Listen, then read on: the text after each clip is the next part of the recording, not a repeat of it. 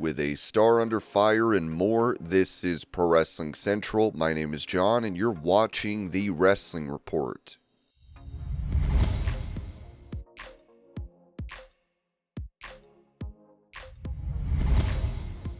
Revealing advice Roman Reigns gave to talent when they were complaining about a flight. Arn Anderson told stories with Briscoe and Bradshaw. I've heard people complain about contract stuff, complain about merch, complain about plane flights, or complain about money. As I've gotten older and grown, I've realized that if you want something, you have to get it put in your contract or you gotta stop complaining about it. I remember one time we were on a flight with Roman and someone was bitching about a flight and Roman literally said at the baggage claim, either get it written into your contract or quit bitching. Damn, good point, Roman.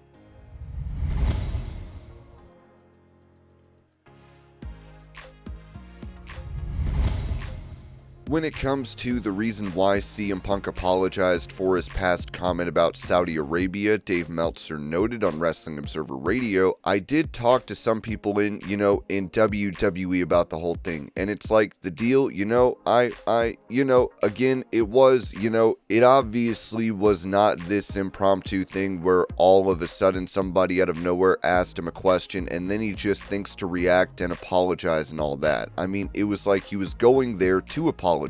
What he thinks, he's the only one who can say. And probably, the impression that they had that I was given is that everyone, Saudi Arabia, TKO, CM Punk, they're all on board. And this is just what we got to do. You could argue that maybe they shouldn't have done it. Maybe it makes him look bad by doing it. They thought it makes him look good. They thought that was the right thing to do. If he had any qualms, nobody knows, The way it was said to me is that everybody just thought this was the right thing to do, and they did it. And kind of the thing of when you're dealing with government in this day and age, it was kind of like, everyone's bad, you know what I mean? It's just the nature of the business. That's the message they want, that he has grown up and he's not a hothead anymore. And his message was, well, he was just, mad at the Miz over something and he didn't really mean it about Saudi Arabia.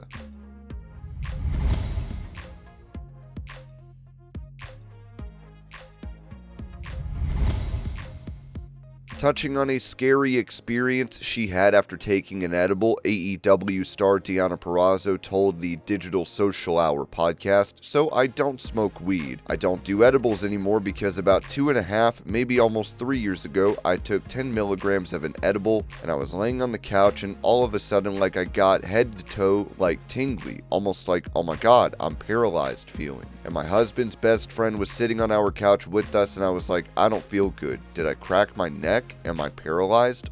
What's happening?" And my husband came in. He's just sitting off camera, so I'm looking at him right now. And he was like, "Babe, you're just too high." And I was like, something is wrong. And I was like, you know what? Let me try to throw up. That'll help me feel better. And he's like, "Babe, it doesn't work like that. This is weird." And so the rest of the night, I was like, I'm dead. And also, my husband's prior military. We are proud gun owners. We were I literally thought, well, if I died, how did I die? I must have committed suicide. And I was like, I went in our safe and I took the gun and I committed. And then it spiraled me out of control of well, I've never felt that way before and I've never had these thoughts before and am I capable of that? It was this really dramatic, traumatizing thing for me. And I put myself in crazy intensive therapy afterwards because I was so I've never had those thoughts before. I've always been such a self-confident, I believe in myself. I believe in my humanity and I'm here for a purpose and God put me here for a purpose. But am I capable of doing that to myself? And I just didn't think how to handle that. That was the last time I ever did an edible. It's the last time I ever smoked weed because I was so holy crap, what is my mind capable of? And maybe I've always been a little anxious and a little paranoid and dealt with mental health issues, but it's never been to that extreme.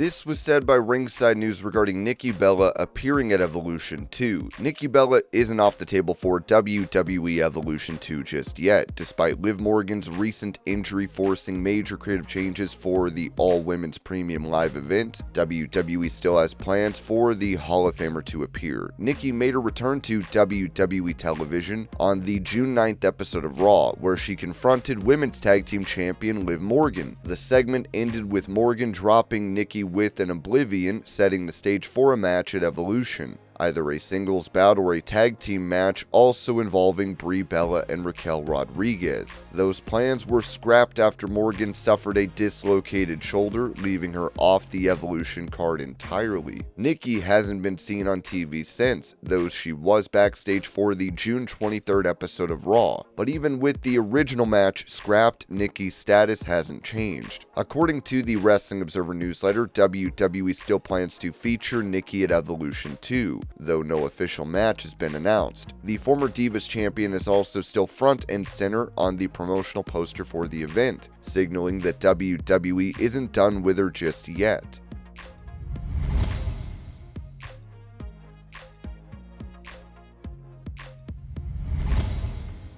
Opening up on his spinal fusion surgery, Randy Orton talked about his recovery, telling Stephanie McMahon, "I went from like kind of 240 to 250-ish. I mean, I did take it to the extreme. Over the winter, I had some time off, and I was a little over 300 pounds. Like, oh, this guy gets a spinal fusion and he gains 80 pounds. Smart. I went through like a Nutella phase, and that's one of the reasons I was just over 300 over Christmas, is because like the big tub of popcorn that has like the different chocolate and caramel, I killed a couple of those, and it's like I'll start with a tin of some over Christmas. Servings are 84 servings. Killed this thing in 2 nights. My diet changed. I gained a lot of weight while I was out, and it was bad weight, and then I stayed the same weight, but then like changed the fat kind of into muscle, or my muscle percentage was higher."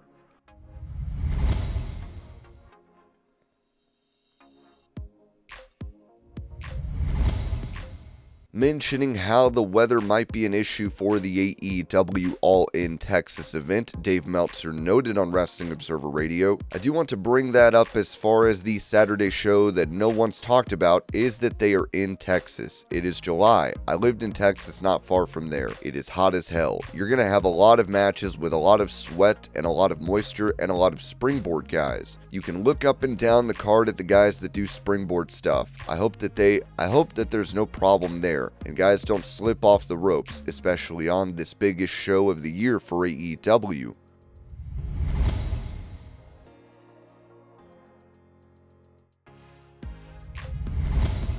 Recalling a failed drug test from WWE that she had previously lied about why she did not pass, Saraya told Denise Salcedo, "Yeah, I did it publicly, talking about my drugs and stuff like that. Remember that? Yeah, I got publicly outed for popping another drug test, and I was like, it was a dental surgery, and it wasn't. I did cocaine. But yeah, I fed up, I lied, but it's okay."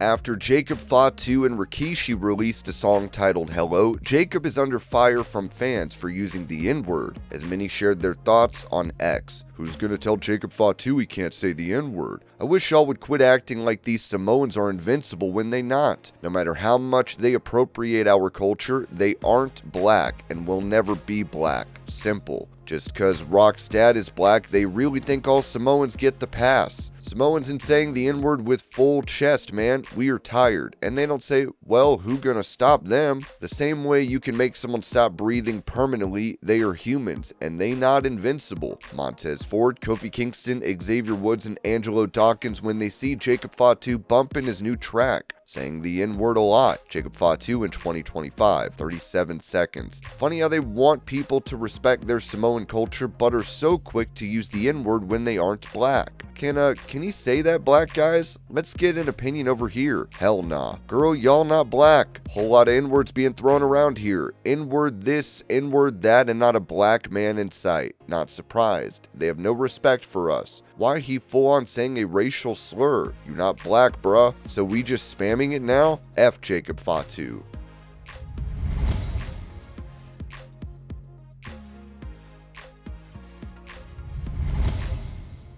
Going over a former WWE star that seems to be back with the company, Ringside News wrote that Chavo Guerrero could be making his WWE return official. At least that's what he's been telling people. The former WWE superstar was spotted at the WWE AAA Worlds Collide event, but it might be more than just a guest appearance. According to sources via Fightful Select, Chavo has been telling people he is back with the company in the official capacity. Chavo has stayed active on the wrestling scene over the last year, making appearances for AAA, TNA, GCW, and several indie promotions. Beyond wrestling, he's also been busy working on television projects, keeping his name circulating in both the sports and entertainment worlds. For longtime fans, Chavo's history with WWE runs deep. He first signed with the company in the late 90s, where he became a staple of the cruiserweight division and a multiple-time champion. He's best remembered for his legendary run alongside his uncle, the late Eddie Guerrero, forming Los Guerreros, a team famous for their "we lie, we cheat, we steal" mantra. Over the years, Chavo captured the Cruiserweight Championship, the WWE Tag Team titles, and had memorable singles runs before parting ways with WWE over a decade ago. With Guerrero being back with WWE, it comes at an interesting time, especially with the company's ongoing partnership with AAA, opening the doors for cross-promotion and new opportunities for veterans like him.